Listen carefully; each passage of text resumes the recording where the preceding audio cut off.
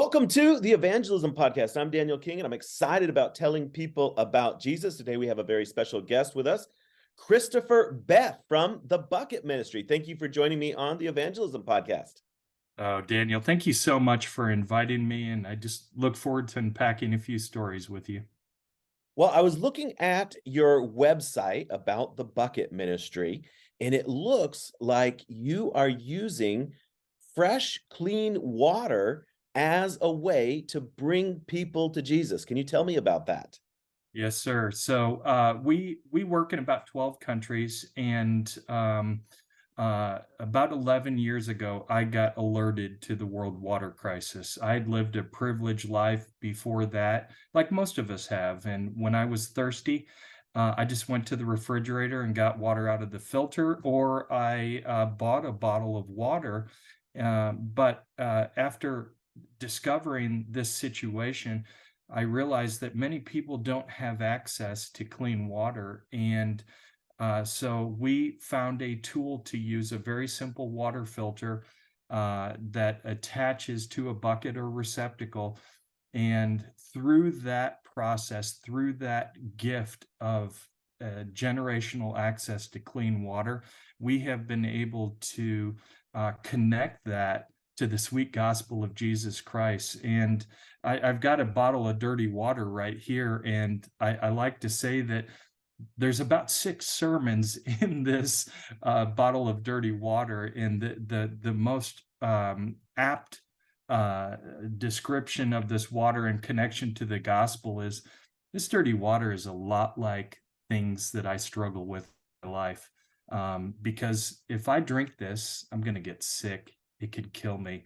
And it's very similar to the sin that I struggle with in my life and have struggled with. But this water filter that we use and what it does is a very amazing representation of what Jesus did on that cross for us, and how he cleaned us, how he purified us and redeemed us.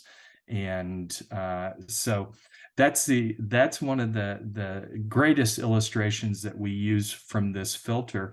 But we use this as a way to reach people, as you've said, that don't have access to clean water and that are far from God. That's awesome. So give me the first story of the first place you went to give fresh water and what the reaction was when you did that. Well, and that's an interesting story because in 2012, I went to Brazil for the first time in the Amazon basin and saw the world water crisis. That's where God breathed this ministry into existence. And then in 2014, we brought filters back. And in the beginning, Daniel, I thought that this was all about just the humanitarian goal of giving out clean water. I didn't even really understand what God was doing through it. So in 2014, we go back with 80 of these Sawyer hollow fiber membrane filters. And again, I thought this was just about handing out clean water. And we go into this village, we set up, I have this entire elaborate presentation planned. And there's about 60 people standing in front of us, and I teach people how the filter works, why they need it, how to take care of it, and they all were super excited. So I felt really good about myself, right? And then at the end of this, I'm packing everything up. And this Brazilian man comes up to me and he says, "Can you tell me how you got to our village today?" And I was like, well, I made a joke, right? And I said, well, that boat and that captain right there. And he's like, no, no, no. Of all the villages in the Amazon, how did you come to our village today? And I wasn't prepared to answer that. And I said, well, I'm a follower of Jesus Christ, and we felt called to give you this gift. And the next thing he said is what changed everything for me personally and for this organization. And he said, so who is this Jesus? And so at this point, Daniel, I'm looking around, I'm looking for a pastor, right? Because I'm just this ordinary business guy. And hey, who can tell this guy about Jesus? And so at that point, There's nobody there. And I just offer up my testimony to this man and tell him what Jesus had done in my life through a tragic car accident with my daughter. And then at the end of this man is listening very intently, and he's got his hand here and he's doing this. And he says, "So how can I have this, Jesus?"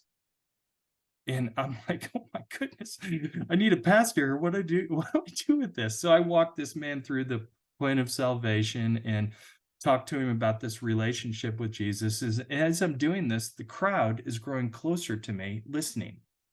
And that day in that village, I was able to pray for 20 or 30 people that wanted to start a relationship with Jesus that day and repent of their sins.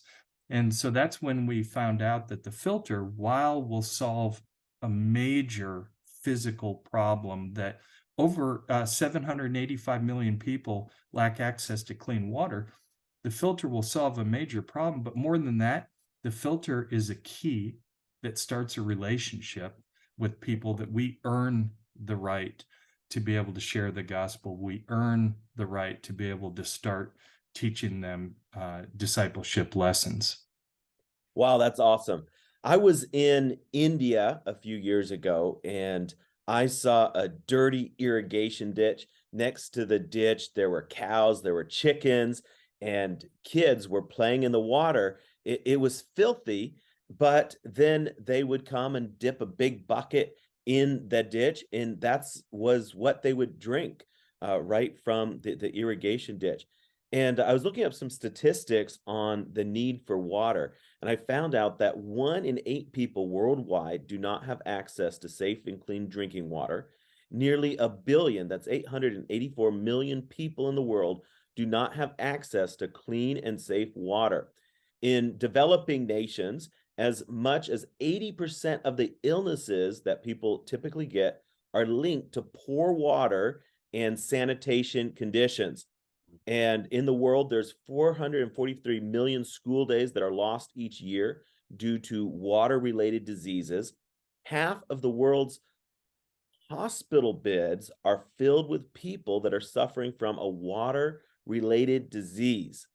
Mm. And also in India, often they will go long distances to get water from a well far away. And they can carry like this jerry can. It weighs over 40 pounds when full, and the women will carry it on their heads.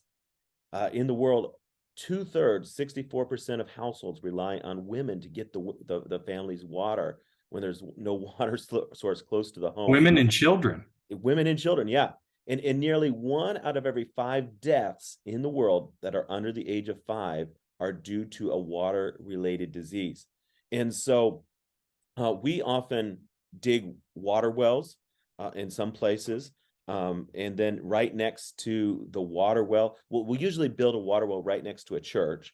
And then right over the water well is a big sign that says, "He who comes to me will thirst no more," from Jesus Christ. And of course, Jesus talked to the woman in John chapter 4 and promised her living water. And so that's what you're doing. You are bringing living water to people who don't have a source of clean drinking water.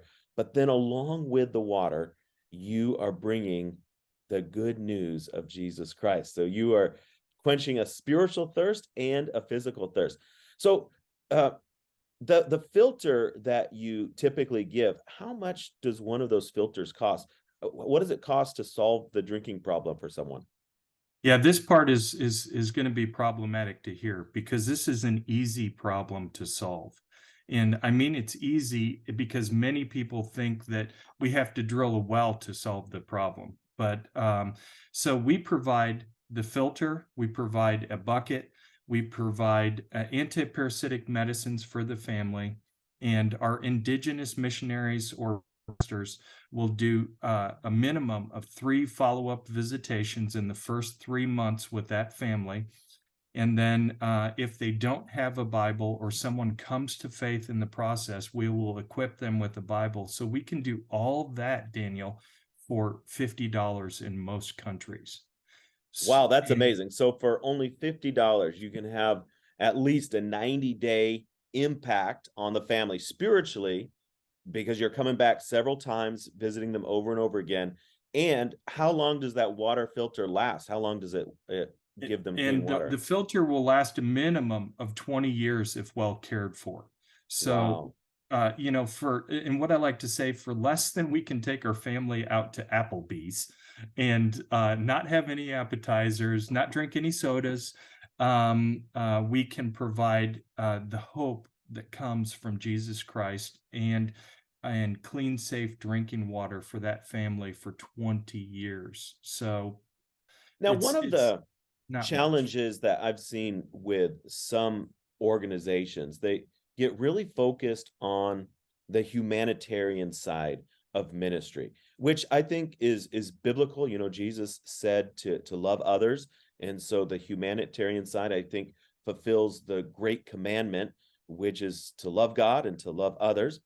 But you also in your ministry have a real focus on fulfilling the Great Commission.